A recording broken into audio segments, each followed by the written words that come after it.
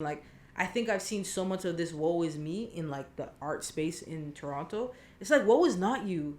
Stop it. Like, I really want people to like stop it. Stop. You ever listen to somebody being like self-defecating? Like, and they they're talented.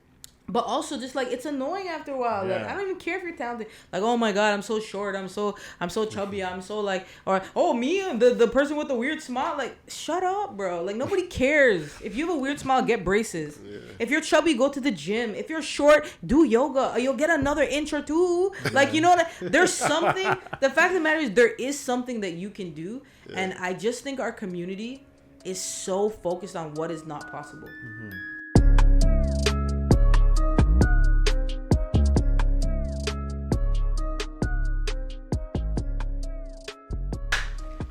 Hello and welcome to the Hustle Over Everything podcast.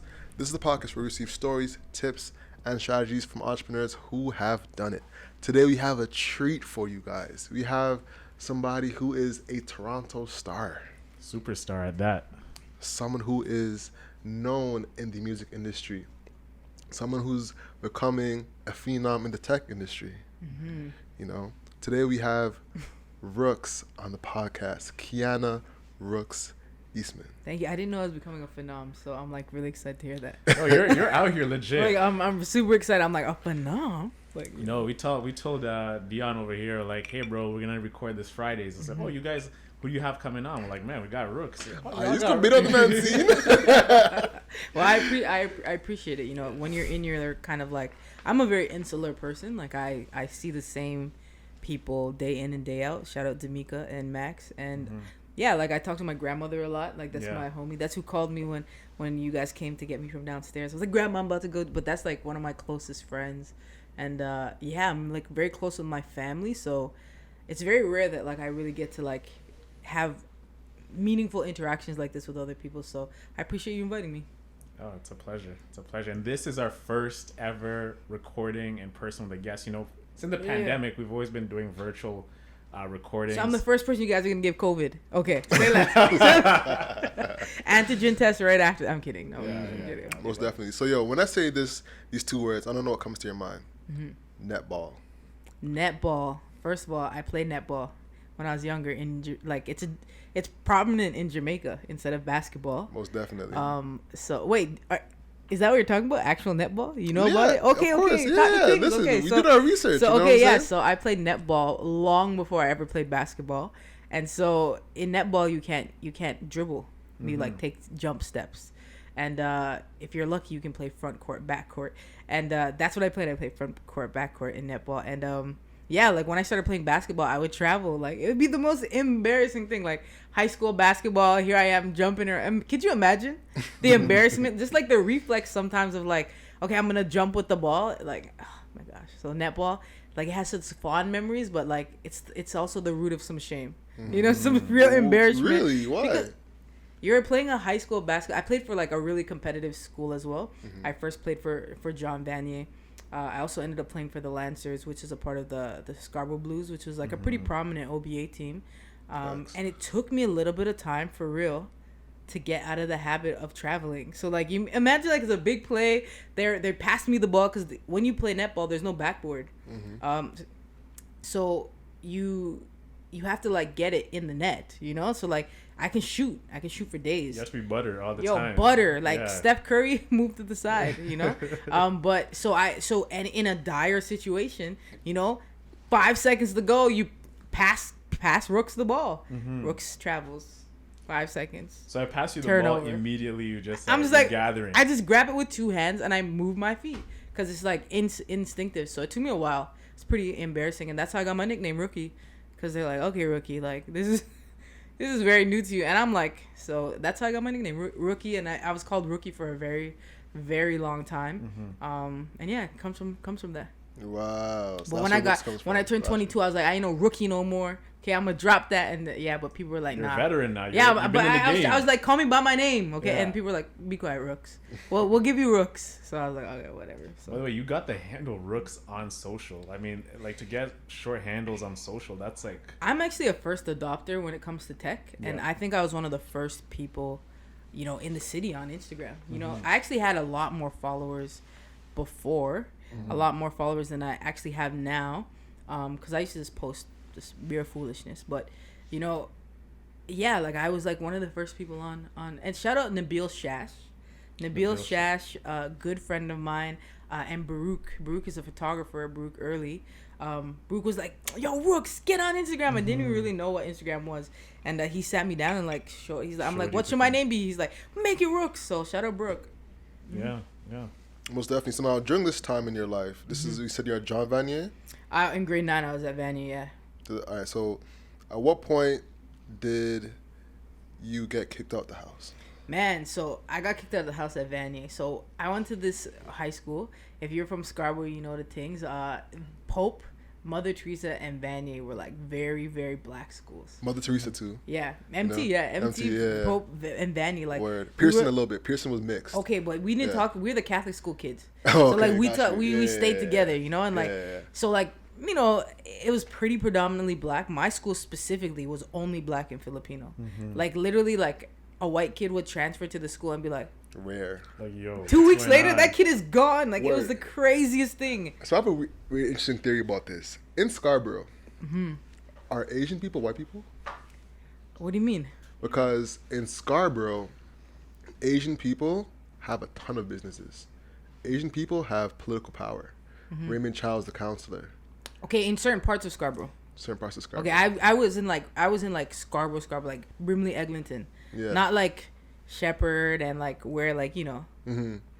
Like that's where you start to see more of that. Word, yeah. I was at Nielsen and Shepherd. Okay, yeah, Shepherd. So I was like in the core of it. This is so new to me because I grew up in Sarnia. I'm like, what the hell? I know. I'm like, what are Chinese people white people? I don't think so. I don't think Asian people. Nah, I'm getting educated right now. Yeah, I was being metaphorical. Yeah. Because of the difference. Because when I went to China and looked at China, I was like, yo, this looks just like Scarborough. Because the businesses were all the same, and then they all had the same language on it. So I was like, wow, this is different. And the people were moving the same way. Like the hip hop culture is super prominent out there too. I think one of the most interesting things, and this is an aside, so I'm obsessed with China. Everyone in my circle knows this. Really? You know when kids used to be like, oh, I want to go to America and be American. I want to you want to be Chinese? I want to be Chinese right now. Like what's happening, what China is doing right now, I just think is like incredible on multiple levels. And I know that it's like so controversial to talk about, but I think it's so controversial to talk about because people are territorial and people don't like change. But what we're watching happen right now is the change from one superpower, which was America, to China. And I think that, you know, people can try to avoid it, but we've seen it happen kind of in our lifetimes, like, you know, not really my lifetime, but, you know, when the US became the superpower and, you know, Great Britain no longer had that power really, or that cultural influence, I'm really excited about China. Like, I'm excited. I'm like, I'm learning Mandarin right now, and like, I'm really excited. Yeah. I didn't know that. Yeah. I'm very excited. Yeah. All right, so that's refreshing. Yeah, that's refreshing. So, man, to be honest with you, it's a different concept for me because growing up in Scarborough, it was a mixed bag. I was like babysat by a Filipino family. I would always be engaging with like the Chinese community, and it would always be either like racist or completely accepting. I think the black community is like that. Black people are either racist or completely accepting of themselves, and so I can't really look at. I can't really look at, you know, being queer and growing up queer in the black community. I was ostracized from my community, right? And so like I don't have the same feelings about groups of people that I think other people might. I'm very protective of the black experience. I experience it all the time. I literally had to drive my car today to downtown's Mercedes-Benz. Shout out, you know, my family over there that always take care of me, because I have brought my car to Mercedes-Benz Oakville and they've ignored me literally in the space, right? So I understand the black experience, but one of the things that I do not do, and is very real about me, is like, I do not protect anybody's story and I do not impose a story, right? And so, you know, one of the questions that I have, and, you know, I'm very controversial. People do not like to talk to me about like touchy things, but, you know, it's such an interesting concept to like, my neighbor, for example, I just bought this new house. He's an older Portuguese guy. He hit my car. So he's reversing out. He's an older man. He hit my car. So I get out of my car and I'm like, sir, you hit my car. He's like, you crazy nigga. And like, what? He like freaks out. But you know, he's an old man. He's probably like 80 something. You felt sympathy for him because you think he doesn't know better. I think he doesn't know better. I think that he also, you know, I also recognize that he is probably very scared. Is he gonna lose his license? So this is the day I go to see the house. The first day I go to see the house. So within like a couple weeks, I put an offer in on the house, and then I end up buying it. And then the first thing I do is I go see my neighbor, right? I'm like, hello, sir. I just moved in next door, right? And he's like, and slams the door. About 2 weeks ago, he's like an old man. Like, I mean, this man is old. And he's like dragging this couch. And like, my house and his house are side by side. And we have double lots. So like, you know, people have like they're detached homes. But we have 2 lots for like the detached. Like, so I don't even know how large that plot of land is. But the house, imagine the house is small on it. And the house is 3,000 square feet. So it's a big plot of land. So he's dragging this thing. That's my grandma calling, by the way. He's dragging this thing all the way down. So I go and I help him, and he's like, thank you so much. Every day now, this man comes to my door like, hello. Hello. He's so excited. He asked me beer questions like, you know, who lives here? Like, I think that there's like this thing that's very scary that's happening in society right now, that if somebody is illiterate and they can't read, are you going to just let them be illiterate and not read? How are you going to show up? And I've never had a lot of experiences where I've left on the other side angry, because I take the time to, always approach a situation where I have to believe that your ignorance comes from a place of defense. Like, I can't believe that you genuinely want to thrive in that space, right? And I also think that from coming out really early, like when I was like younger, there were no young MAs, there were no Ellen DeGeneres. Like, I was like the only gay person I knew. How like, old were you then? I was 14. And who did you This come is like out to 20 that you're years queer? ago. I came out to my mom and my sister, you know. I came out 20 years ago, and you know, just the idea at that time of being gay, like, I didn't know anyone. I grew up in a very religious house, you know, a house so like protective of like our psyche and our space that I never really even saw my parents kiss. So it wasn't like I had this idea like men and women do. Like, we weren't allowed to watch cable growing up. Like, there was like one night a week that we got to watch cable, which was on Sundays, where we got to watch Lois and Clark and Touched by an Angel and go to your bed, you know? So I didn't really grow up hyper exposed to like sexual culture or like intimacy culture like that. So to know I was gay was like also like a surprise to me, because I just didn't think about it, you know? It's just like my mom one day was like, you know, I noticed you and such talk a lot. Like, who's that? I'm like, that's my girlfriend. And she's like, Jesus. Like, you know, like she flipped out, she definitely flipped out. Yeah. But you know, I think because I had that experience of being so ostracized by my own community, that there's no way my mom didn't love me. Like, you know, there's no way my sister doesn't love me. There's no way. And it took me going through that process with them of like trying to understand what they were trying to protect, and only getting to the place in, you know, adulthood of like, my mom isn't homophobic. My mom is not okay with what she's learned about homosexuality, right? My mom isn't homophobic. My mom is not okay with the idea that my life, based on what she understood and saw around her, would mean that I wouldn't have a job, that I would be ostracized. Like, her idea of hating that was to actually protect me. And so once I had to like understand where she sat in her position, I had to realize that you can't be upset with people until you understand where they sit in their position. And even people who don't like me, I'm like, man, maybe somebody with a Mercedes-Benz hat like punched you in your face yesterday, and here I am wearing the hat, you know, and I'm re-triggering that for you. So, you know, the best thing that I've learned about walking through life is to just really understand that you're meeting somebody, whoever you're meeting them for like the first time. And every time you re-meet someone, you're re-meeting. Like, I met you today, but you might have a really horrible experience with somebody that's similar to me tomorrow, and you just don't like me. Because human beings are re-triggered by patterns, right? And so all I'm ever trying to do in other people's life is create another or new opportunity for them to have a different pattern. So I don't really think about people being like racist or not racist. That has nothing to do with me, because you're going to experience me how I want you to. So when did you come to that realization, you know, that that's what your mom really interpreted and not the actual hate? Because that's... Maybe yesterday. I'm kidding. No, you know, it took a lot of talking. You know, it took a lot of talking. Siri does not know it. It took a lot of talking, but I think one of the biggest pieces was like when my mom started to see that I was successful and was able to comfortably say, this is I'm happy that this has happened. This is what I was scared of. I was worried that you would never achieve these things. Like, this is like, and I dare I say, if I never got to where like I got to, I don't know if we would have had a vulnerable conversation like that, you know, but she was really like quite honest and vocal about like what that meant, you know.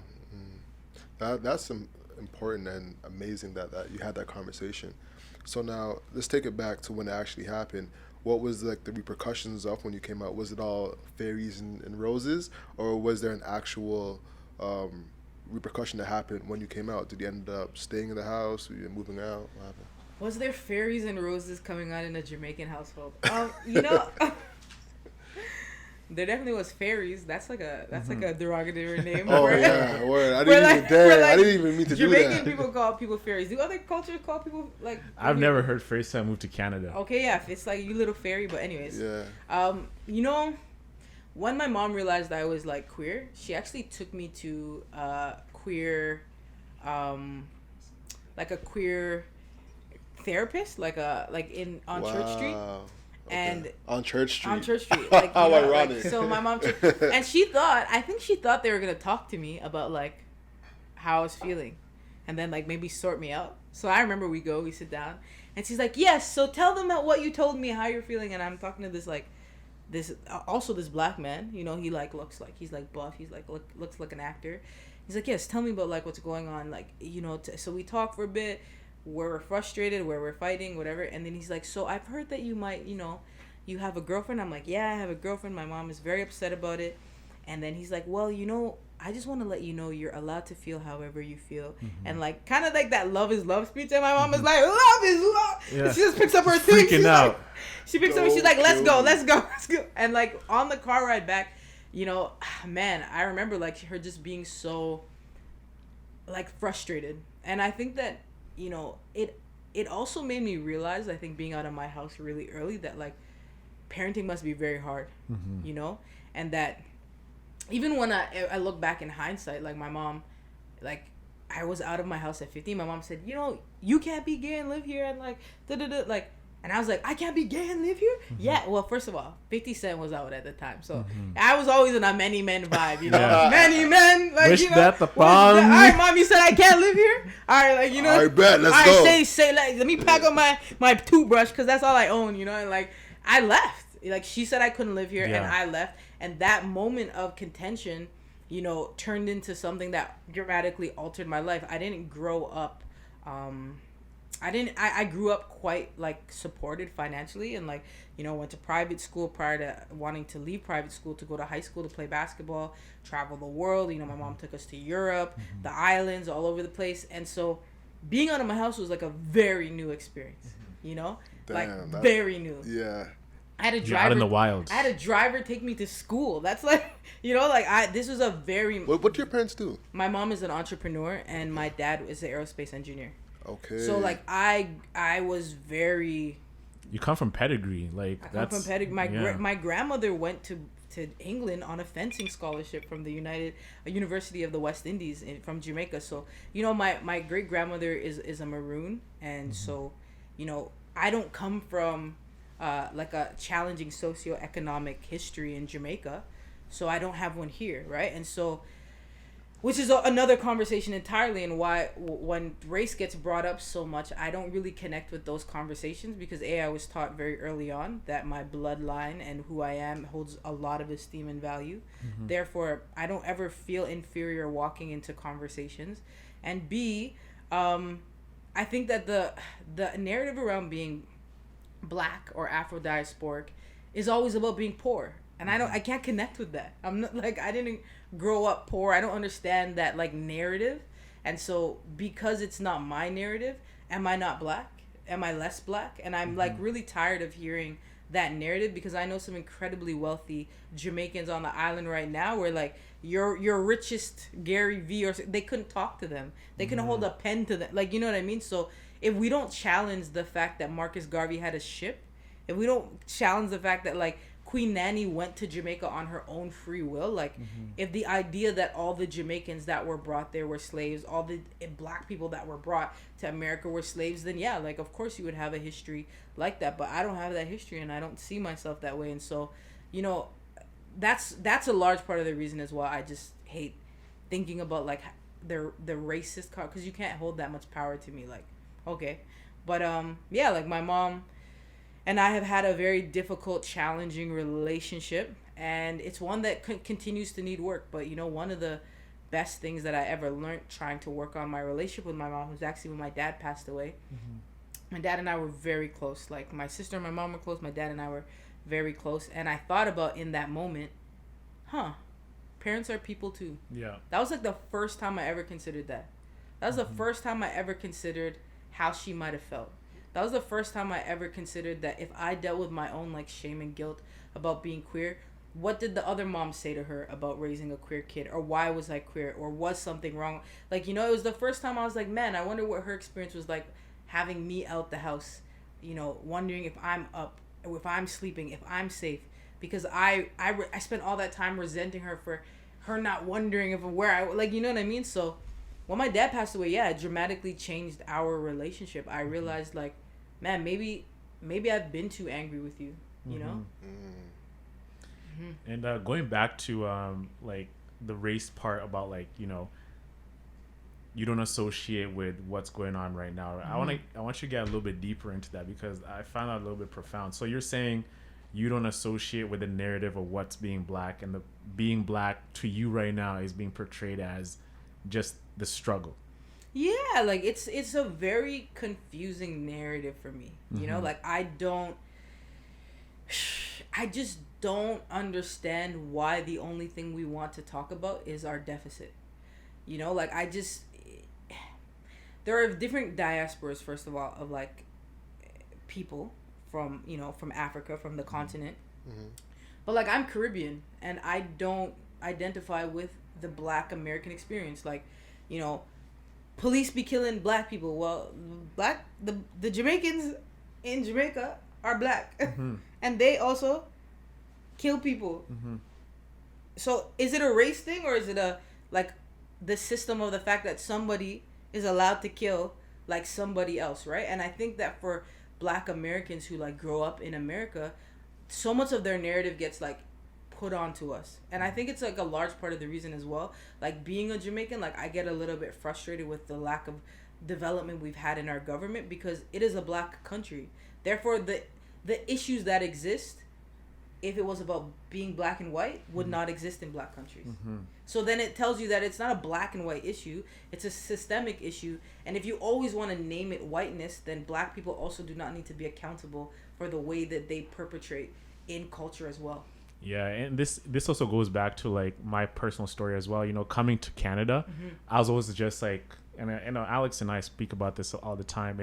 I came here being Kenyan, right? Came here at 10 years old. I'm like, I'm a Kenyan guy. I grew up in Nairobi. All I see is people of my kind, right? I speak the language, I eat the food, the way we dress. So when I came here, that's when I learned what it's like to be labeled black.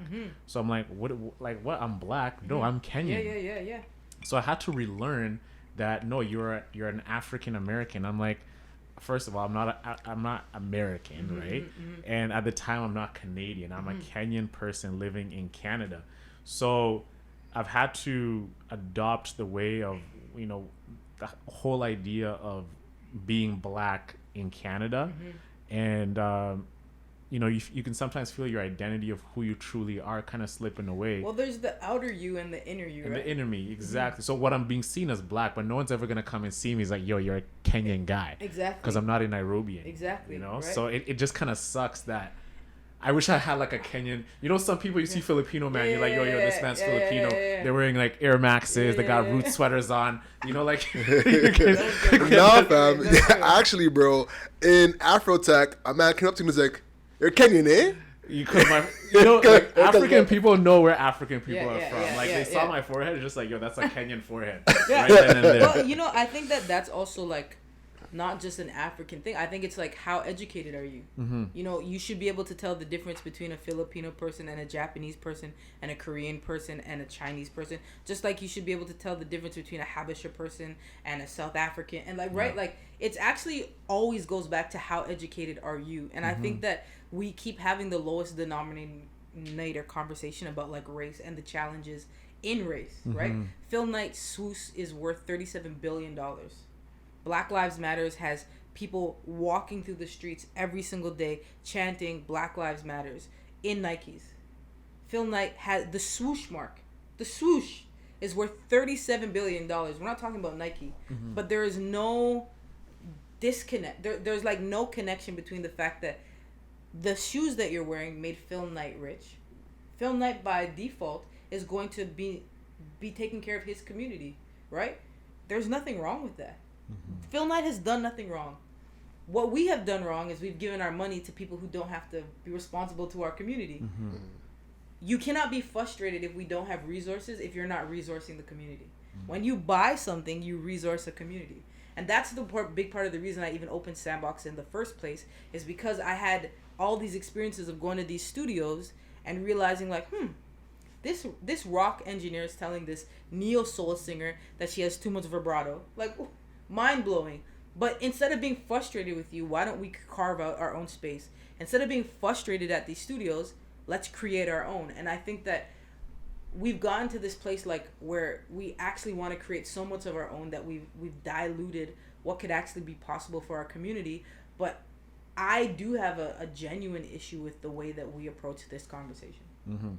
So Sandbox Studios, right? And that's like your longest standing business to date. Walk us through your first journey into entrepreneurship, like your first business ever. What is that moment you realize, I want to be an entrepreneur and I want to have the autonomy of like running my own thing?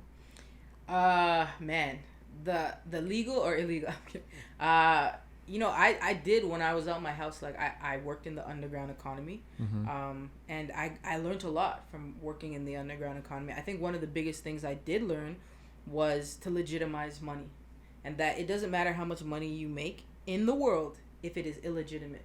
You can't spend illegitimate money on real things, right? And so I remember coming out of that experience being like, whatever I do in life, it has to be money that's clean enough that the bank can respect me. What's that moment you realize this is risky, that if I you know, like 2 millimeters, it's over? You know, like the people have those moments. It's like, yo, when I was in the underground economy. Yeah. I love that, by the way. Underground economy. Well, you know, the reason I call it that is because I think the biggest challenge, and this is a very controversial statement, but I think the biggest challenge in the Black American, Black Canadian community is that the underground economy does not properly fund the development of Black business. Italians do it. Vietnamese communities do it. When you go to that convenience store and you're like, who shops here? And the chips have like dust and it's at the corner of like Young and Bloor, and you're like, how could this survive? The underground economy makes it survive, right? And so like that's a much larger conversation, but a lot of these fronts, like, people understand how to legitimize money in other communities. Our underground economy money goes to Hot Renfrew, right? So like there's like that one Serpentine stat as well, which is Black owned, half Black owned. Yeah, but there's like that one stat that like $1 in a certain community like goes around multiple times. Ours leaves. It's like the moment. two hands Two and hands it's done. It's the first hand. It's your mom giving you money to go buy a pair of shoes. Like Facts. it's actually like really kind of crazy, but that's another conversation about how if I had time on my hands right now, I would go find every young, hardworking person in the underground economy and teach them how to legitimize their money enough so that they don't have to be there, because that is what most people do. Yeah. You don't They're all entrepreneurs. you don't spend your life there. Yeah. You do what you do, and anyways, that's another conversation. But when I was there, I think the moment it wasn't the moment. I was blessed even in that situation that, you know, the gentleman that I worked for, I don't know if you guys ever saw this movie like Justin Timberlake, where he's like a runner and like, you know, he just did like random, and let's call them administrative duties for a very powerful person. Like I was like in kind of that position. I'll never say like I had to do things where like I'm like, you know, I need to write a rap song about it. But the fact of the matter is like you know, watching him, he was incredibly smart. He owned properties, he owned clubs, he owned dry cleaners, he drove a very humble car. He lived in a very humble house, and he was very, very, very wealthy. And I remember asking him one day, like, how come you drive this? Like, you know, because all the people who worked under him, you know, they drove Jaguars, like this, that. He's like, I'm not trying to go to jail. And that moment, like being that young, realizing like, you go through all of this to drive this. That's why they always say to not go to jail. This is too much. Like, just go get a job at Wendy's, bro. Like, this, like the amount of stress and pressure, and you know the amount of fear that you're constantly in, that the bottom's gonna drop out. It's not worth. It wasn't worth that for me. And that was the moment where I was like, yo, honestly, if this is not a flex thing, I'm out, yo. Like, I'm going back to school, and I did. I went back to school. That's what Jay said, you know, in one of his tracks. It's like, should have stayed in food and beverage. Too much flossing. You're too much flossing, right? Flossing. You can get, you know, like Sam Rothstein pretty much left food and beverage and casino. That's how he got booked, because he's buying flashy whips and cars, you know? Too much flossing. Yeah. Like, if there was a PSA I could put out to the entire black community, it'd be too much flossing. Too much flossing. Too much flossing. Yeah. Facts. So walk us through the time. Well, from what I understand, you know, when you started to get into the music industry and started to build Sandbox, was when you were a security guard. Am I wrong? Yeah, so I was actually I leave the underground economy depressed, okay? Really? Like, where am I going to make this kind of money? You know, like, just depressed. And, you know, it's interesting because I talked to my mom, actually. I went to live back with my mom at, like, 17 years old. She's like, you need to go to school. You need to figure your life out. And it was, like, always on and off. But I'm like, I have a friend, and I'm like, yo, I tried to apply for a job the other day. They're paying like $9.50. I was like so sad. And I've lived on my own since I was like 15.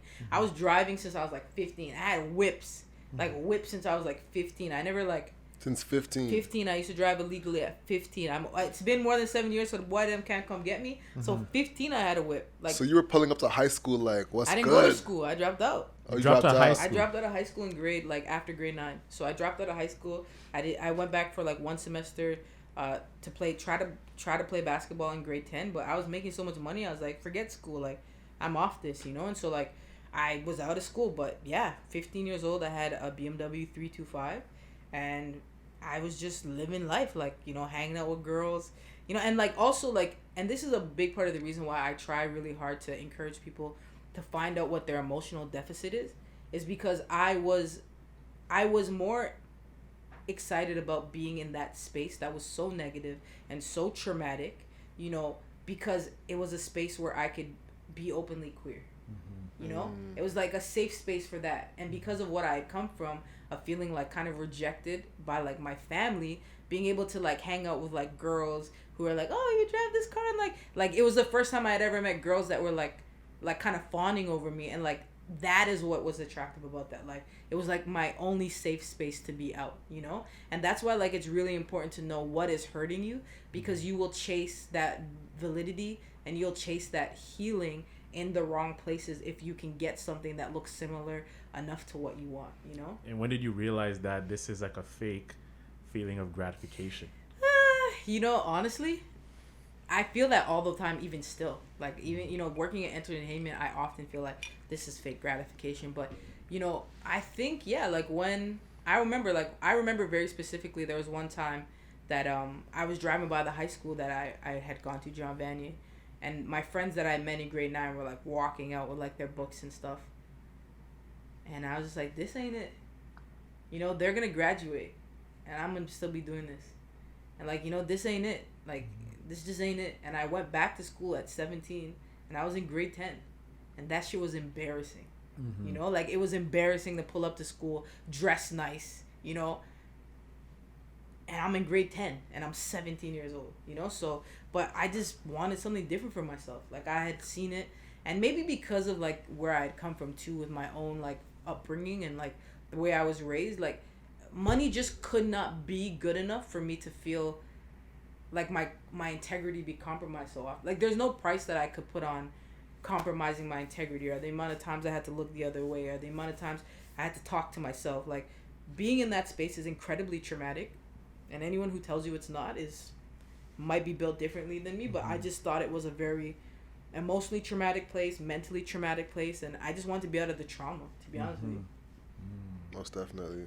So now you get out of that space, out of the underground economy, and you start bartending. Was that the I was transition? doing security. So my friend links me. Sorry, security. My apologies. No, it's my bad, because I can do that. So my friend, like, I'm telling my friend, like, yo, I can't do this, bro. Like, this is crazy. Like, I went to this job interview at Blockbuster. I got the job. Blockbuster. I'm like putting away DVDs. Legendary begrudgingly. stuff. You know, now that I work there, I'm like, yo, I'm glad I worked there because I'm a part of a history. But, like, you know, I'm begrudgingly putting away DVDs, and, like, you know, my manager comes up to me and, like, you need to line them up like this. I'm like, yo, bro, I will line you up like that. Talk to me like that again. Like, you know what I mean? Like, just, like, trying to, like, you know, keep that side of me down. But, like, she's like, yo, come and do security, guy. Like, yo, I get paid like $300 to $500 a night. I was like, before security guard licenses, you could make money being a security guard. So, like, that's not that bad. So, like, there was this thing called, like, Lion's Den, and I went to do security there, and then that's how I was, like, really introduced to that space. And simultaneously, like, it's interesting how life will have it. Like, my childhood friend, Clavia Moore, shout out Clavia, introduced me to her then boyfriend, Karga Moore, and he opened a studio. So I started, like, telling people to go to his studio. Hold on, but before you go into the studio section, you talk about the security guard thing, because how tall are you? I'm short, bro. I'm like 5'6". 5'6", doing security. Yeah, I was fearless. Yo, when mans would come up with their piece, I'd be like, yo, dog, put that back in the car, because it's not gonna be a thing tonight. Yeah. You know, like, they'd be like, yo, you didn't feel nothing, and I'd be like, bro, put it in the car. And, like, you know, I think also doing security, I just think there's something about knowing yourself that makes you confident in a way where, like, people who do not are just immediately intimidated by you. You know? And, like, I just felt like, like, I was always intimidated. I've always been, I think people find me very intimidating. You have a presence about you. That's it. Thank you. I appreciate that. It's like when you walk in a room, it's just like someone's here. Yeah, I do. You know, and I think that we can all feel that if we just spend, like, a lot of time quietly auditing if we're actually showing up in our most authentic way. You know, like, we're you know, there's those little moments, like, I get into it with people a lot, and I fall out with people a lot, and people, like, you know, I often hear from, like, people really close to me that are like, yo, come on, you gotta give people, like, you know, more chances or more string or more whatever it is that they tell me that I need to share or give them. But, you know, I've come to a place where I'm like, no, these are my boundaries. These are them. And, like, some people make it inside of that, and a lot of people don't. But I'm actually so much happier because I only live within the boundaries of the way that I understand the world, you know? And, like, I just don't feel like I need to compromise that ever. You know yourself. So now you're at the security job, telling man to go put that in the truck. Put that in the car, bro. Go put that in the car, you know? And you start noticing people that are winning the competition. So, yeah, like, PG, her name's now Layla Day, kept winning back to back to back. Shout out Layla Day. Kim Davis kept winning. Johnny Rookz was performing, like, OVO Johnny Rookz. Was he was performing? He used to be a rapper. Are you guys OVO kidding Johnny me? Rookz. I only know him as like a trainer. Yeah, it's like Drake's look trainer. at my 80 pounds. Exactly. Rookz used to be a rapper. Get out of here. Rookz used to rap. Shout out OVO Johnny Rookz. Oh man, that's some That's information, so, like, man. All of those guys, like, anybody you really saw, like, used to come through, and, like, this is the time, like, where music is, like, kind of starting up. Like, Kim Davis is really doing her thing. Shout out Kim Davis. She doesn't get enough love. She's Johnny Rookz's wife. She does not get enough love for, like, oh, I know that. Okay. Yeah, how much work she did in this space. Like, she was, like, one of the first Toronto artists. Like, I think Hot 97 was rinsing her song, you know? You know, at this time, like, yeah, everyone was kind of, like, starting up doing their thing, and Melanie Fiona's and those guys. And so, yeah, I met every Lindo P. All those guys used to, like, come through. Like, to this day, I'm trying to remember who put on Lion's Den, their whole showcase, because I've never seen anything like it since in Toronto, and I really wish we had something like that, you know? So was this the time when you started managing Layla Day? No, I started managing this artist who shall never be named because of legal paperwork, but I started managing this artist, and we just, like, we flew. Like, found her. I actually tried to manage Layla, and Layla was like, nah, yo, like, nah, you're like the same height, we're like the same age, like we're the same, we're 2 months the same. How much different can you bring me? And so like, yeah, so she had actually like punked me off from that. And then I later on in my career, I actually started managing Layla, like after I had proven that, you know, height is not the determining factor for success, you know? Exactly. Word, I feel you. All right, so at what point did you go from security guard, kind of dabbling in the music industry, to like, all right, Sandbox, Medea? So one of the things I was always doing simultaneously was like community development. So I had sat on the federal board for the Nuclear Waste Management Organization of Canada. I was the only youth board member for East Metro Youth Services. I was speaking everywhere. I was, you know, developing strategies for how to engage young people. I signed one of the largest grants through Youth Challenge Fund for $1.3 million so that I could create, you know, in partnership with an organization, Youth Leaps. It was leaders in education and attainment partnerships in Scarborough.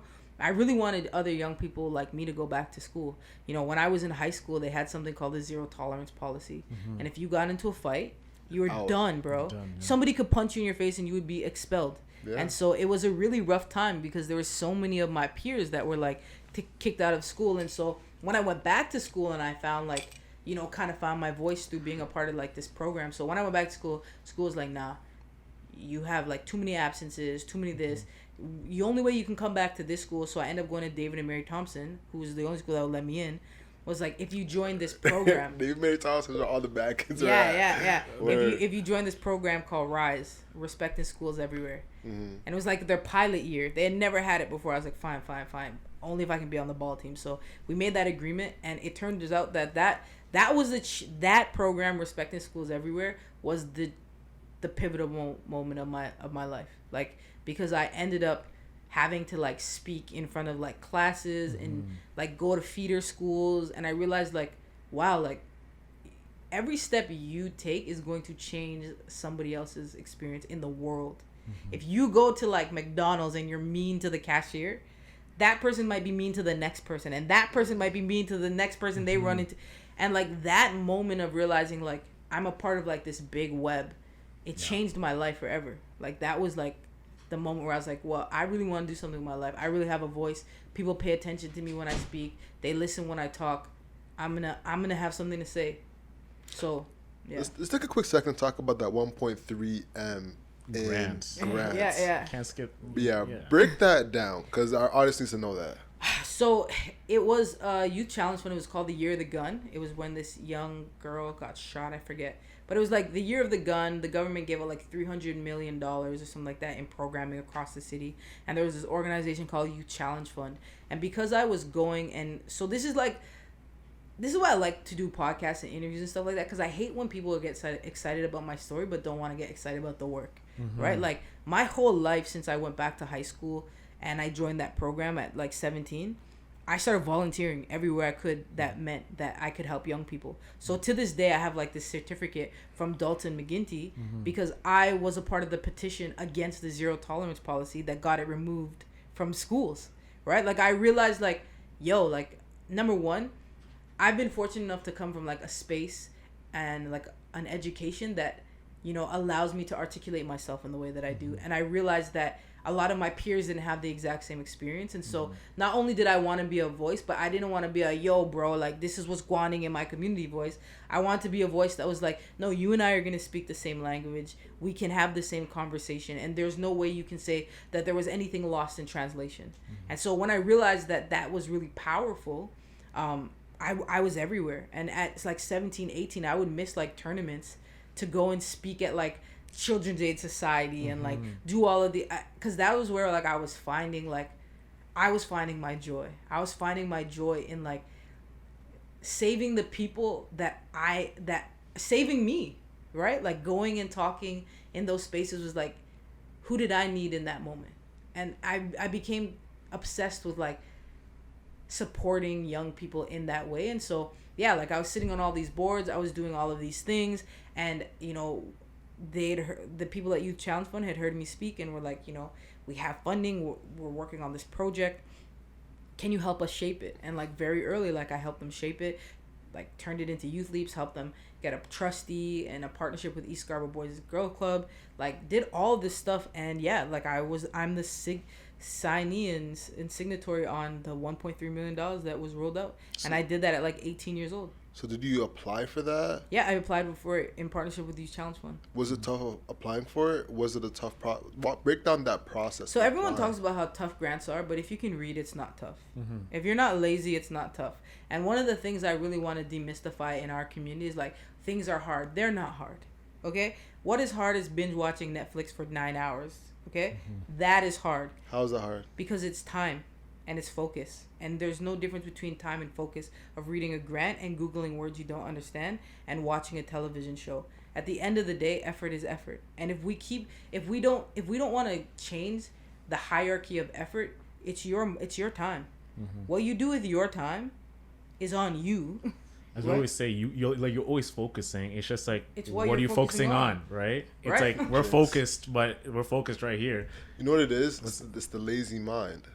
Is what it is. It's because people don't have a definite aim. It's not like you have it defined yet. It's like, it's kind of like, yeah, I want to do it, but there's no saying I'm going to do it. I think we all aspire, but we might not even. Everything plans. I've ever done, and one of my best partnerships, and shout out my Google family. I love being a part of the Google team, and I have been for several years as a brand ambassador, is because I've Googled everything. How do I build this? I physically built my studio. I physically built it because I didn't have enough finances to do it. I laid the carpet down because I watched the YouTube video. I built the booth because I watched the YouTube video. I built the sound baffles because I watched the YouTube video. Like, everything in there I built because I watched the YouTube video. If I can run HVAC, air conditioning from watching a YouTube video, then there's no way in the world. Like, nobody came to, and a part of the reason, there's two things. I never really talk about my time in the underground economy, and I also never talk about my time in my own life. Like, the fact that I grew up not being able to watch television. I was handed Marcus Garvey's opinions, like his book, at like 11 years old, and was expected to read it. My mom would make us read books weekly, and I'd have to write book reports for them. Like, you know what I mean? Like, I had so much at-home education after school that, like, I understand that that's a large part of the way that I'm structured today, but also my significant period of formative time in my adolescence in that community, it's so balanced for me that I don't talk about either. Because I don't want somebody to look at my life and be like, well, your mom was like forced you to read, and like most people's parents can't do that. My mom was an entrepreneur. I saw her one day a week like everybody else. Like, it's just that there were rules, like, you know what I mean? And like, I think that one of the things that is so controversial and hard to talk about in our community is like, bro, if you don't try, it doesn't happen. If you don't plan, it doesn't happen. Like, why on earth should you get funding to shoot your music video so that you can save your money to buy Balenciagas for the video? Like, it's actually so mind baffling how entitled our young people are today. Like you're saying, our community? Our community is so entitled. Yeah. So entitled. I went into Home Depot the other day. I'm trying to buy, you know, for one of my properties now, I'm trying to, like, I want multi-level laundry. And so, like, we just put the laundry in the basement. I'm trying to get new, like, I want counter-sized laundry, not your traditional laundry. So, like, it's, like, 2 or 3 inches shorter. So, I walk into Home Depot, and there's a gentleman there, and, like, he has, like, an energy to him. Like, he's, like, in his, you know, Home Depot vest, and I'm like, hey, he's like, hello. And I was like, okay, sir. So I'm like, you know, so I'm very polite to everybody. I think if anyone wants a 30-day challenge, just be polite everywhere you go. Everywhere you go, be kind, say hello, good morning, good afternoon, watch your life change. But, you know, I say to him, you know, sir, I'm looking into, you know, a counter-sized laundry unit set. Like, can you, like, let me know? He's like, yes, this is all we have here. He seems a little dismissive. So when people are a little dismissive with me, I like to talk to them more. It's either going to annoy you or we're going to bond, okay? So I'm like, well, sir, you know, why is this all you have here? And he's like, inventory. I'm like, well, what's going on with inventory? I'm like, you just seem so knowledgeable. So now he's like, well, actually, yes. I'm actually the department manager for appliances. I'm like, oh, okay, well, what's going on? Like, why? And if you've noticed, there's been a significant increase in prices. He's like, well, do you know stuff about business? I'm like, actually, yeah, I do. Like, I'm like, I told him what I do. He's like, oh, I'm an MBA graduate from like an Ivy League school. I swear the man said something like Harvard. He's like, I'm actually here. This is a Home Depot in Hamilton. He's like, I'm actually here because I got a job at head office after I graduated from my MBA program. Came here to work at head office. The job disappeared. Like, that department disappeared. But I told Home Depot that I want to stay so committed to them. Send me to a store. This is such a mind-blowing story for me because I can't think of too many people in my community that their ego could allow for them to go from head office with an MBA from a school like Harvard to the actual store selling appliances. And stick with it. But I asked him in that moment, we're talking, and I was like, you know what? I'm sure you get treated pretty poorly. He's like, I do all the time. But they don't know that I have one of the highest degrees in like da-da-da-da-da-da. And so I said, like, why are you here? He's like, I have a plan. My plan has always been to work for Home Depot because I would like to figure out how to build a Home Depot in India. Wow. It doesn't matter where he works in the company. Yeah. He's there to learn. And like that, like it stayed with me so much because I was like, around the same time I had been offered the job of like, I was like pretty aggressively headhunted to be the CEO of the Toronto Musicians Association. And it's a union. And I'm like, union? Boring. Like, what am I doing at a union? And then I learned what the union does and the power the union has and the voice it has and the wealth it has. And it was like maybe like within a couple of days that I spoke to him. And I think that's why life always opens up for me. Because I wouldn't have had the conversation with him. I don't think I would have taken the job. But it was so fresh on my mind. Am I there to earn money or am I there to learn? Because there's no amount of money you could ever pay me. I would rather just be on welfare and read books all day. But I like to learn. Yeah. Life is all about synchronicities. Always. Right? Like, and we were talking to Vivian K and we came up with this idea. We're talking about how her life has just progressed to where she is. And I brought up this concept of Bridge of Incidents, which is author. He's up there with like the Napoleon Hills. Love Napoleon Hill. Neville Goddard. Have you heard of him? So he coined this term Bridge of Incidents, meaning like whatever path that you're going towards, you are already on the path of getting there. Yeah. So I'll bump into you and you'll have a conversation with me out of serendipity. Like, you know what, Owen, I heard about a certain program about whatever. It's like, I was actually just thinking about doing something like that. And then that connects you, this connects you, this connects you. That's why everyone's path is so different. But it only happens if you're open. If you're open and you have you're living in the end vision of what you want. But this is why this is why I challenge people when they say racist. This, that, and the next thing. So we're inside a Daniels building. Mitchell Cohen is the CEO of Daniels. Mitchell is like somebody that I look up to so much if you know his history. So I get this new job and I type this email up. Like, Mitchell, like, super excited, got this new job, because what they were actually building over here was like the sidewalk, the labs. And I was approached to build something in sidewalk. Right? So I was very excited to work with Alphabet around this before they pulled the project. And Mitchell played a big part in that. And so shout out Mitchell. But I wrote him this email because he's cared so much about my life. And I was like, Mitchell's so busy. Maybe like 5 days ago, I get an email from Mitchell. Saw your Instagram post. So proud of you. Congrats on the job. So I write him this line, like, Mitchell, you've always been here. Like, I just want to learn from you. Now, you know, you're a CEO. I'm a CEO. Like, what can... He's like, I have so much to learn from you. You've taught me that. Mitchell is an old white man. Okay? In what world would you ever put Mitchell and I as, like, friends?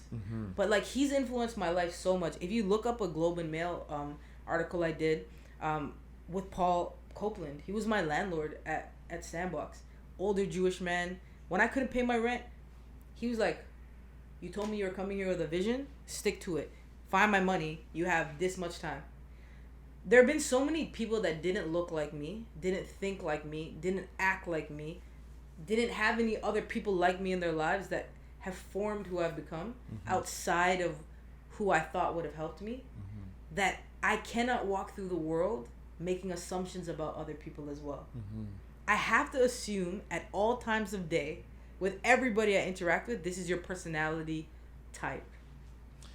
and going on to that, like with the Bridge of Incidents, he has this term saying, everyone is you pushed out, right? And it was such a profound thing. Like, you are us pushed out because the reason you're here is because at some core level, we have the same ideology on life.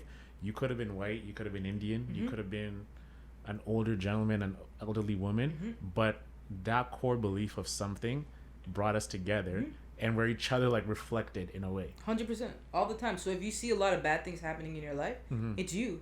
If you keep getting fired, it's you. If you keep getting dumped, it is you. Like, you're the reflection of yourself. And so, you know, I'm not too often surprised when really surprising, miraculous things happen in my life, because I also do a lot of surprising, miraculous things for other people. Like, I can't be surprised by the energy that I also exude. Yeah. And so if you're surprised by kindness, maybe you're actually not kind. You know, as they say, wherever you go, there you are. There you go. You know what I'm saying? Big facts. It's not keeping us in line. I feel like I'm the coordinator of today's pod. So, the last part we left off before you got off track was you, the security guard, you know, going into Sandbox, getting into the music industry. So break down that part before you get Sandbox and how you actually get so it. I'm like doing the security thing. I start bringing people to KR's studio. KR is like, you have a great ear. He teaches me to engineer. So I'm like his junior engineer, and I have like all these ideas because I grew up in my mom's businesses, right? What did she do? She had hair salons, a jewelry store, clothing store, restaurant. But where I predominantly grew up was in her hair salon, because she actually did hair, you know, and back in like that time era, like that was like a very prominent position to have a very successful hair salon, you know? So like I grew up there and I learned a lot about like client care. So like I was like, you know, we should build like, you know, this system to like make sure the clients know like when you're doing things, or like make sure things start on time and end on time. Like my mom's biggest like thing in her hair salon was like, if you had an appointment, you would be in and out within your time, because back in the day, like you go to a black hair salon, you're there all day, you know, waiting, whole day waiting. But my mom's whole thing wasn't why she was so busy, was that you'd be in and out. So my mom could have 12 people and they would come in and out, like, you know. So I started bringing him all these ideas, and he's like, you know, these are pretty good ideas. I renamed his studio. Like I started doing all of these things, and he's like, you're really, really good at this. You should like be a manager. I was like, what is a manager?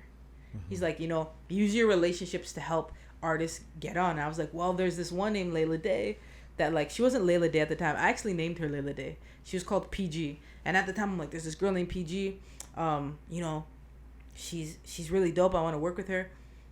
She wouldn't work with us, but she said, yo, there's this other person that you should work with. And that person and I ended up connecting, working together. We worked with KR, and we put out her first EP. Before she even put out an EP, I was working my network so hard. And this is why you have to work so hard. I was so popular in the not-for-profit space because of my work with community. Around this time, like, the art sector and that whole, like, community sector, that's where that bridge came. It was around that time.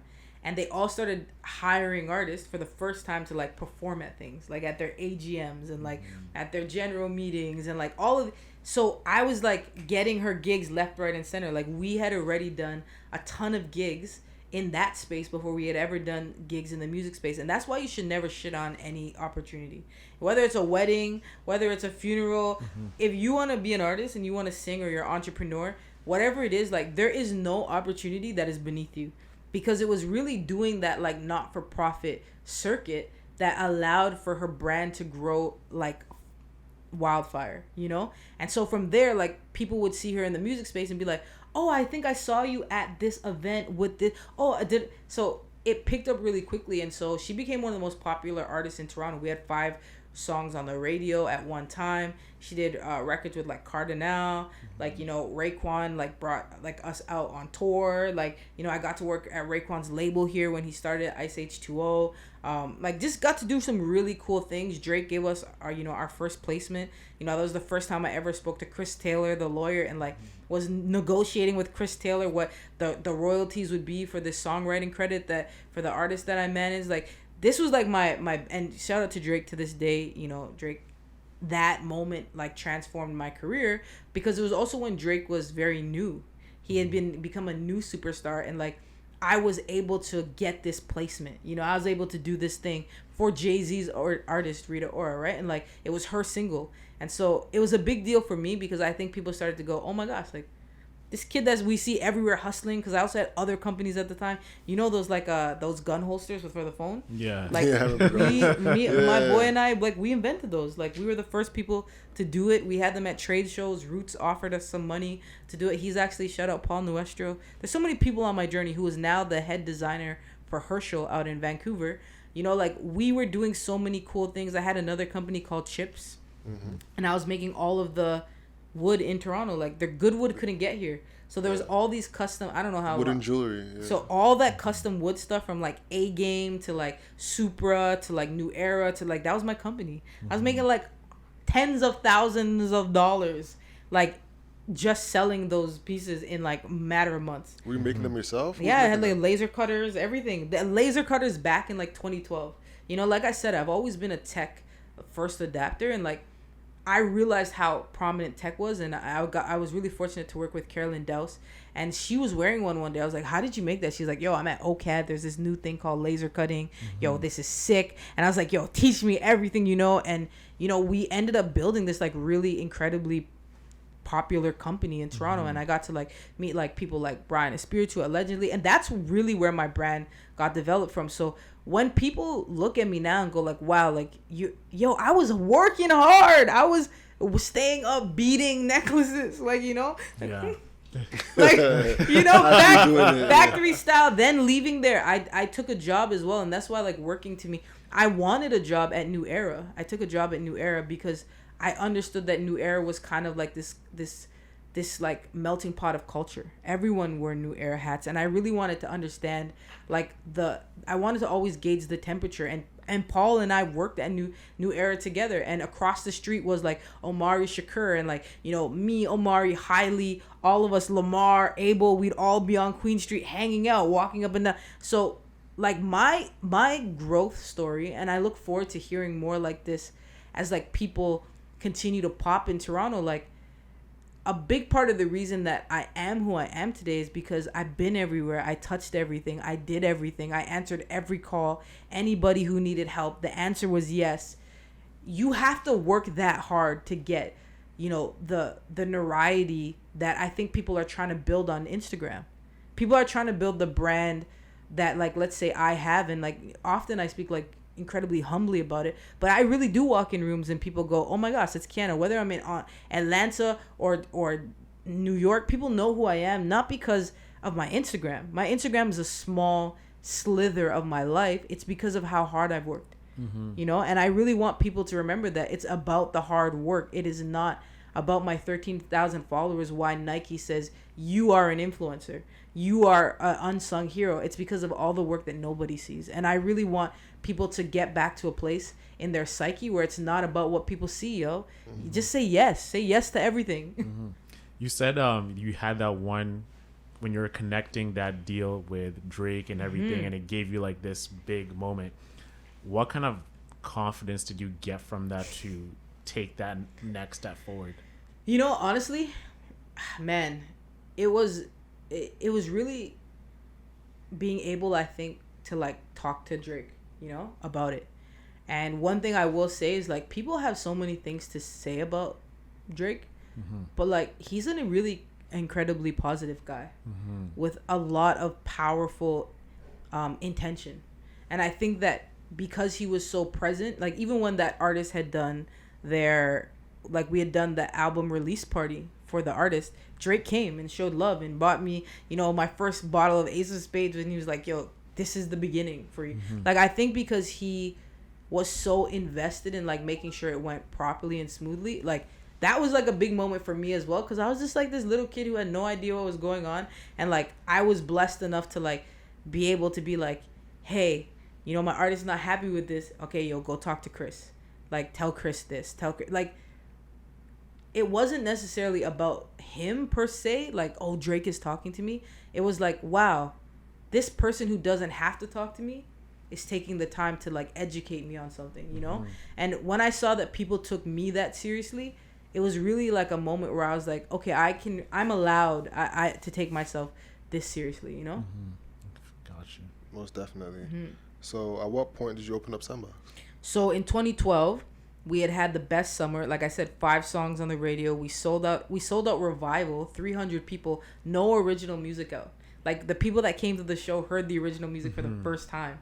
And it was like a really big deal. People were lining up around the building. To be honest with you, I'm going to toot my own horn here. Is like, I've never seen that before. I had never seen. My artist was known for singing covers. And we sold out 300 tickets to Revival at like $25 pre-sale, like $50 at the door, you know? And that was when I realized, like, damn, bro, I'm smart. Like, I am, like, I clearly know something that maybe I don't really know how to articulate yet, but I understand something, you know? And, of course, the artist was incredibly talented, but, like, the business behind what was happening, the push, was so strong. And so I was like, you know what? We had gone to a studio. It cost, like, about $200. I'm a numbers kid. Let me tell you something. I am a numbers kid. I write it down. I break it down. I work it out. You know, people invite me to things. I'm like, what's the cost to travel there versus the time I could be consulting versus, like, I know my hourly wage. Like, being here right now, I know how much money I'm donating by not being at work or consulting. Like, to me, anytime I'm not making money, I'm donating it. So if I'm donating it, like, how am I contributing it? You know what I mean? And so I've always kind of been like that. And like, I opened up Sandbox. I was like, why are we spending money doing this? Let's go and get a space ourselves. At the time, every artist wanted to work with me because of what I had done. Like, literally every artist. I won't say any names, but, like, everybody was calling me. And it was, like, really overwhelming as well because I didn't want to be a manager. I hated being a music manager. Why? I hate it. Why? It's like babysitting. Like, I'm a business kid. Like, if it makes sense for us to wear gray on a Monday, why are we arguing about gray or blue? Like, some things just make sense. And, like, with artists, I just feel like there's this instinctual need to defend. And I think artists absolutely know what's right for them. But I always tell artists 2 things. And I'll say this to entrepreneurs too. You have 2 choices. You're on the edge of a cliff. You have this hand that's going to anchor you and this hand that's going to pull you up. That's how you should go through the world. What anchors you and what pulls you up. But if you reject what anchors you, and you're left with a hand that anchors you, right? So it's like, you can't reject both, you know? And, like, I find a lot of artists or entrepreneurs protect the wrong thing. They protect the wrong things. Like, to me, I will never talk about certain things. Like, it doesn't matter. During COVID, liquor companies were reaching out to me. Rookz, 20, 30, 40 ban campaigns. At a time where, like, I'm not making no money and I just refunded tens of thousands of dollars at Sandbox. Honestly, though, it's not on brand for me, bro. You know, saying things are not on brand for you while you're refunding money, you gotta know what anchors you. But if I was at the point of where, like, I could not afford out of my own savings and personal money to keep Sandbox, I would have done it. Because what anchors me is my ability to give back to my community. Yeah. In this moment, $50,000, I'll take it. But if I don't have to take it, well, I'm not going to take it, right? Because I want Sandbox to always exist.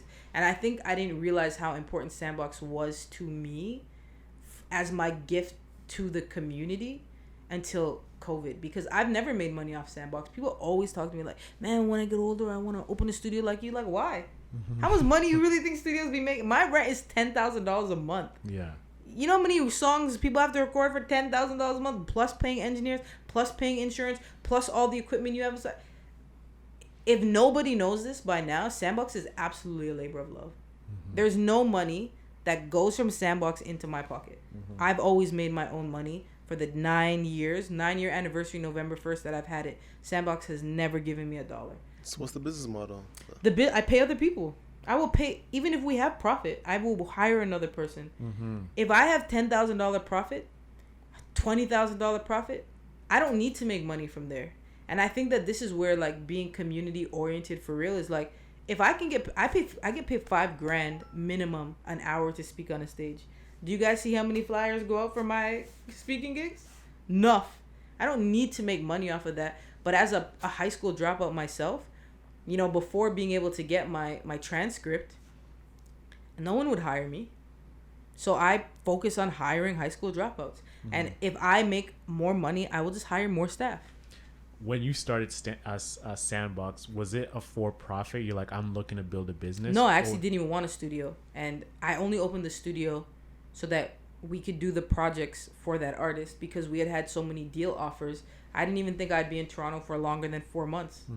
But a lot of those things fell through because and this is something like breaks my heart all the time, but as I got more important, that artist felt like I shouldn't have worked with anybody else, and I shouldn't have been. And so she exited our agreement, and in exiting our agreement, you know, I was left with Sandbox. And I'm going to tell you something about like consistency and pride. The way she exited our agreement, she tried her hardest to defamate me. Defamate my character, assassinate my character, like anything she could have possibly said that might make somebody go, Rookz is a horrible person. And what's really interesting about that is, to this day, I still have to combat the narrative that she put out. Like, I used to be very quiet.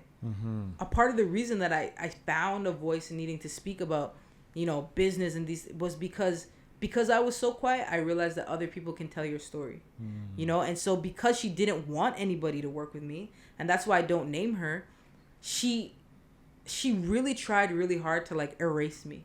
Like, she wanted to move on and she wanted to like erase me. But I'm a Leo, you know? I was like, listen, all right, you want to disrespect me? Like, Sandbox about to be the most popping thing in the world. Yeah. And that's what I put all my energy into. I was like, I'm not going out like that. No one's going to, like, disrespect me and say the things that they're saying about me that are not true. I'm not going to combat them, because that's not my energy either. Like, if you say, yo, Rookz came here and Rookz was and punched me in my face and I didn't, okay. Like, I only feel like the kind of people that would believe you are probably like you, you know? So I just don't actually ever care what people have to say. But I was like, okay, well, I'm going to respond to your negative criticism of me or your negative words about me by focusing my energy on providing an example of the kind of individual I am. And Sandbox became like the experience for me to portray the love I had for Toronto and the love I have for this community and my desire to see it grow, regardless of how, you know, this person was speaking about me. So what are some of the highest moments you've had building Sandbox, and what's the lowest moment you've ever had in your tenure running Sandbox? Man, I think the lowest moment I ever had was I signed the contract October 15th. And by November 1st, from signing my lease, the artist that I had opened the studio for said, I hope it never works out for you. Wow. And I was like, what? And she's like, I hope it never works out for you. Why didn't you include me in on the deal? Like, why didn't you partner with me? I'm like, why would I partner with you? Like, you're the artist I manage. Like, yeah, but still, you're famous because I'm famous. Like, and like that hurt me so much because I had really just done it for her. And it hurt me so much because it was in that moment, like, I hated it. So I really want people to understand that, like, commitment is about choice, because I hated Sandbox from the day it started. Wow. I only started loving Sandbox, honestly, during COVID. I've hated having Sandbox the entire time. I never wanted it, never planned for it. It's always been like a really expensive labor of love. It takes up a lot of my time. But the reason I've always kept Sandbox was because I realized it was a space that was needed. You know, but I never had any desire. If I was going to build a business, it would not have been a studio. So your brand around the city is built around Rookz Sandbox Studios. And this is so profound to hear you say that, because your whole identity is built because, well, from my perspective, is because of this space. But you speak about it with such disdain that, like, yeah, I hated it for so long. Yeah. And I hated it so much because I didn't build it because I wanted a studio. And so the headaches that I had from, like, engineers who, like, show up high and then the client complains and, like, this person's mad because their mix didn't go right, and all those pain points you get when you're building something you love, you can overcome those. but they used to drain me so much because I'm like, why do I have to deal with this? But I will say one thing, and this is why you have to know who you are unshakably. It was in being able to speak with my clients and talk to them about the ways that they can move through the music industry. Not from a perspective of ever caring about the music industry. Listen, if I want to be a music exec in LA, doing publishing, and I could have done it a long time ago. It was the fact that I had an opportunity to educate my community around good and bad business. Sandbox, for me, the way that I've been able to love it is by setting an example of a positive brick and mortar that turns a profit, that's never taken a grant. That's one of my biggest successes in Toronto, is like, how many businesses have been built in Toronto without taking a grant? I just make money. That's what we do at Sandbox. We make money. We collect. We make money, like revenue, right? Like, and I realized that it gave me a platform to have a viable, model for like Sandbox. For other people might be Kiana works or Rookz works in a studio or like studio. For me, it's Rookz owns a successful business. I now can educate people on business because I feel like if we want to empower the Black community specifically, it's only through business. It's only through ownership. It's only through you understanding why you need to pay your taxes, what neighborhoods you need to be in, how to write your MP, how to talk to your city councilors. Like, those are the things that have made me successful, the unsexy things. And I feel like the more that Sandbox rises in its success is the more opportunity that I have the altitude to speak at the level that I should be speaking at about how to build. So it's been 9 years, 9 going on 10 years. No, it's 9 years in a couple of days. 9 years in 9 years, November 1st. Days. Yeah. What would you tell yourself, the Rookz just getting started on Sandbox? Or the key, if you were to get 3 lessons, to the Rookz starting Sandbox? The 3 lessons that I would have told myself the day I started. Never in your life make a business where you build the brand of everybody else first. Took me a long time. I'm very I don't know. I just like to see people win.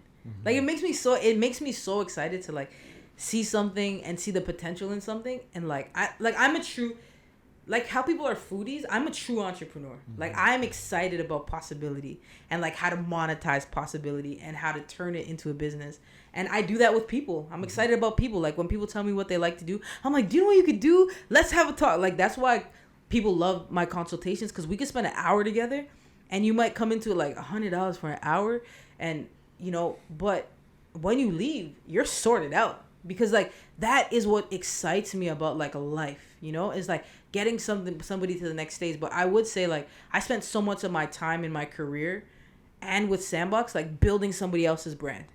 Like, oh my gosh, this person works here now. Boom, boom, boom. Let me talk about them. Until the point now where like they're competing with me. Apple doesn't tell you who designed the new feature on their phones. Apple did it. And I think that I wish I had done that more, because if I had done that more, I know Sandbox would be in a different position. But to be honest with you, it's also just not who I am. So the second thing I would say is, as an entrepreneur and a founder, know when you're in your own way of success. It's not in me to build a company not centered around making everybody feel valued and good to the level that I would. You know what I mean? Like, if I was a brand, I'd be like a luxury brand. Because like when people are around me, I don't just go, yo, do you want some water? It's like, yo, I have like I already know what you want to drink. It's kind of like coming here today. You guys like had chips laid out for me. You guys might not have known, but those are my favorite like little snack. Yeah. Like I had my like soda water. That is the level I invest in everybody I interact with, right? And so I think that would have been my second thing. Like, you can't invest that in everybody. You need to invest that in the company. So COVID happened. So no, she has to get the third one. The third one I would have said is like, get an accountant and a lawyer from the onset. Okay. Get somebody to build you a business plan, trademark, incorporate, and get an accountant who's going to get your money right from the onset. Spend your money there, even if you have not one thing. If you're a tattoo artist, if you make, mozzarella balls, I'm vegan. no cheese. But if you make vegan balls, okay, like what? I'm sorry, the disgust was there. I'm so sorry. For no. I just saw. But yeah, like like for whatever that is, like it is the most costly part of your business, but there's a reason for it. Yeah. It structures your business, and the smartest thing I ever did was get a lawyer. Shout out to my lawyer Ashley. Shout out to my accountant Stephanie. Those two women changed my life. That's big. Let's work towards wrapping up. Yeah, we've been working for. We could talk to you all day. No worries. We can keep chatting. No worries. So, one thing I want to ask you about is becoming CEO of the Toronto Musicians Association, right? Mm-hmm. So usually when someone like you've been an entrepreneur for multiple years, like over a decade, how's it like now transitioning towards becoming more of an employee of like a bigger organization and leaving this the thing you've built for so many years behind? I love it. Like, what's that transition like? Now you're not associating with Sandbox anymore. Now you're associating with this. I love it. I love it. Like I wish I had done it a long time ago to be able to just like check in with my because I'm still the managing, let's say, CEO of Sandbox, right? Like I still read weekly reports. I still implement ideas and strategies. It's still my business, but not having to work there, amazing. And being able to like step out with the skills that I have now and applying it to a place where I actually fit. I'm an executive, right? Like I'm a person who thinks about strategy. I think, and to be fair, I will be honest and say this. I didn't move like down, right? I'm like a CEO of a multi-million-dollar music corporation, right? You know what I mean? Like we're looking for a building right now where we already have $2 million cash on whatever I want to buy. Like it's not like I'm like going into like a management position and someone else talks to me. Maybe it'd be different, like talks down to me. But what I will say is like there comes a point in your life where you max out where you are, yo. Like, and I was exhausted. Like I maxed out at Sandbox. I plateaued, and I'm happy that I had enough courage I did it a few years ago when I was the executive director of Manifesto. Great experience, but yeah, like I think even moving on from this, I want to do this. I want to be a fixer for businesses. I want to go into short-term CEO roles and share my knowledge, share my wisdom, because it's what gets me up in the morning. I actually tweeted today, like, find a job that you find a job that you love to do. I'm going to read it exactly because I woke up this morning on a Friday and this was the first thing I tweeted. Find work you love. I'm both grateful for the weekend at 5 p.m., but also counting down to Monday at 9. Like I left today like, oh, there's so many more things we could have done this week. Like that's exciting to me. And so I'm really glad I did it. I know it's tough for people, but if you're structured at your own company, you should be able to be structured at somebody else's company. And if you are actually becoming a real entrepreneur, not just somebody who owns your business, then you should be able to get in and work in anybody's workplace. And, this would be this is not the first time I've been an executive director twice. I'm a CEO here and I was the CEO of Sandbox, This is not my first time in a leadership position. It's just the kind of work that I do, and so I'm excited to share and to be there and to be at a union. And a lot of people don't know what the music union does, but it's one of the most powerful spaces in music. We set the rates, we set the collective agreements. And, because I'm going to assume that a lot of BIPOC people are going to listen to this, join your local union if you're an artist. COVID came and happened. All the people in the symphony who give their work dues to unions, it might seem like a lot, but guess who made their money during COVID when no one was performing? Not even them. Unions got them paid, right? And so, like, I see my ability to be there as, like, a way to educate our community about, like, you have to invest. You have to invest for later, right? You join your union, you get your pension. You join your union, but you get your lawyer. Like, anything that happens at a club or a space we represent you. And, like, I think I've seen so much of this woe is me in, like, the art space in Toronto. It's like, woe is not you.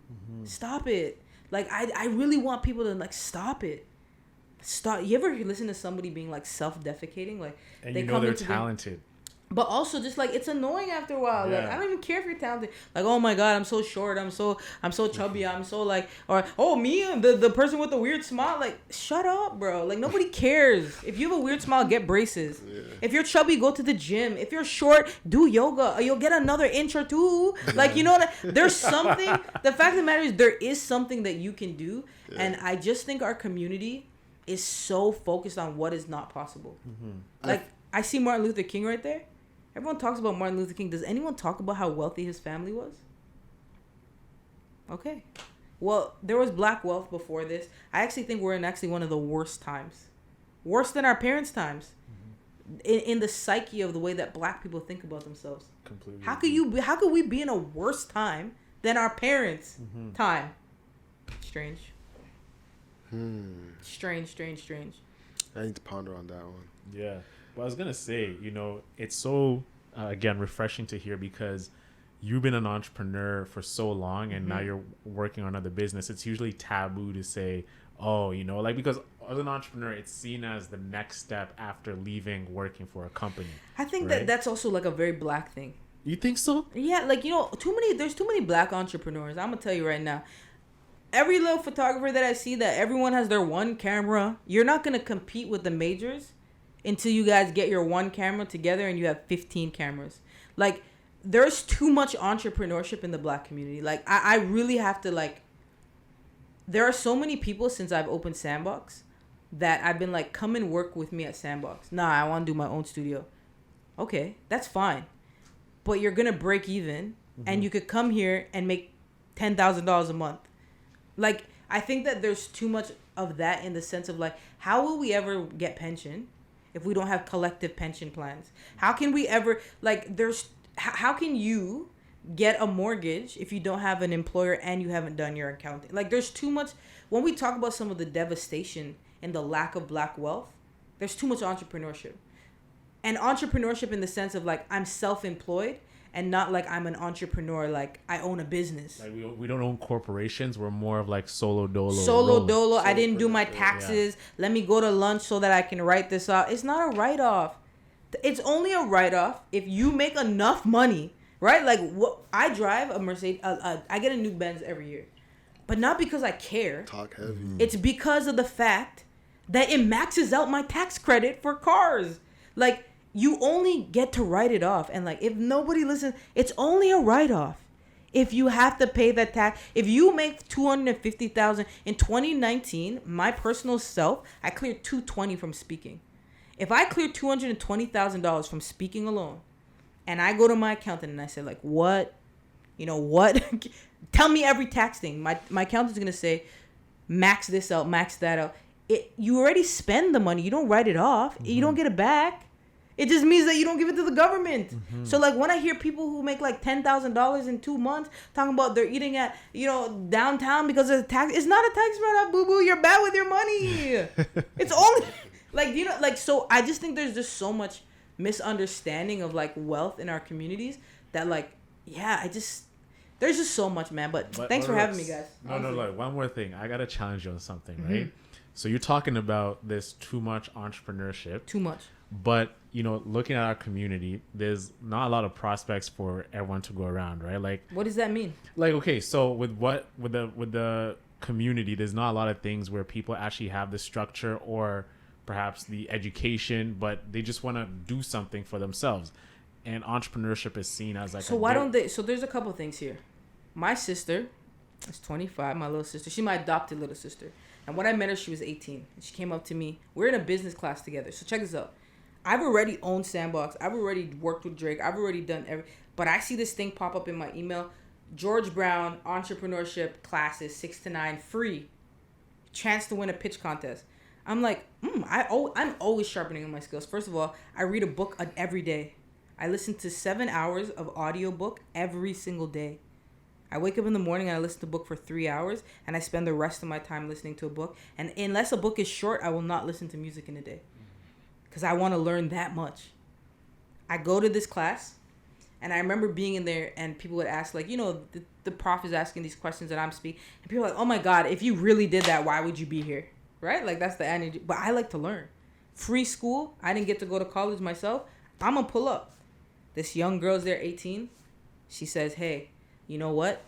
I think you're really cool. I'd like to spend some time with you. I'm like, get away from me, kid. We have nothing in common. I'm 8 years older than her. 26 at this time. Okay, cool. She keeps bothering me. Finally, I'm like, all right, cool. What do you want to do? I want to make a magazine about like musicians that like in Toronto. I'm like, it's been done. It didn't work. Like, get another idea. She starts hanging out with me. I realize she's a graphic designer. I'm like, yo, you should do graphic design. We build a company together, right? We build a company together. It's called Unsigned. She's gone out and won pitch contest. Shout out D'Amica Hart. Give her the company. Let her go do her thing. But right now, it's 2021. I don't want to hear nothing about no graphic design. She doesn't want to hear it either because she learns all day. What is she doing? She just stepped down from her own job to take a 4-month coding course from 9 a.m. to 10 p.m. every day to learn to code so that she can go work for somebody. Because one of the things that I'm going to say right now is like, it's not about working for Shopify. It's about the fact that if somebody in your community, our black community that we're always talking about protecting, is further ahead than you, go and work for them. Push them further. Why do you need what they have if they have it and they're not max capacity? When I say there's too much entrepreneurship, there's too much competition amongst zeros. There are too many people at level 1 competing with other people at level 1, competing with other people at... All of you will stay at level 1.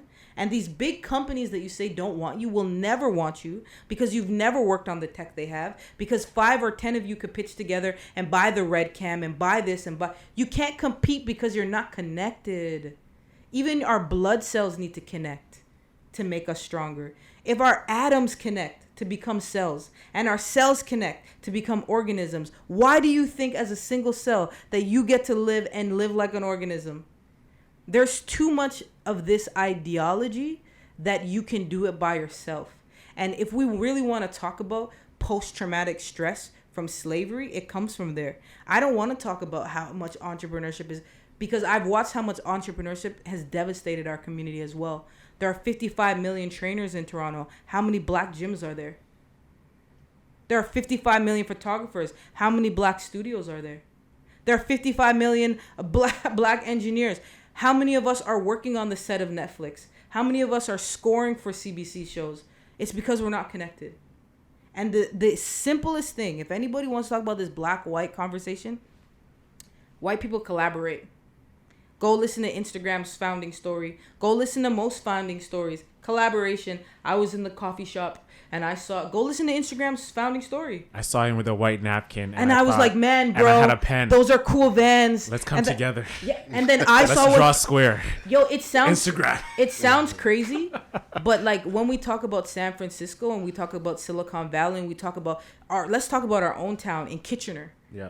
What's happening is this person knows this person knows this person knows this. They come together, they get something, they run it up, they get their investor, they have $1 million before they even get their MVP of seed money because of collaboration, because that investor can look across the board and say, I believe you can do it, I believe you can do it.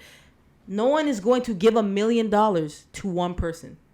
And I will tell you right now, and it's not because I own it, the amount of engineers that have come through Sandbox and have worked there, if we had all stayed together, the mecca that Atlanta is because of collaboration. Mm-hmm. We would have a thriving music community. We'd have a thriving music community if everybody didn't want to be a manager, if everyone didn't want to be some of you singers should be background artists for the most important singer. If you can't sing like that person, ask them, can I do your backs? Mm-hmm. Right? So it's like you have to get to that place.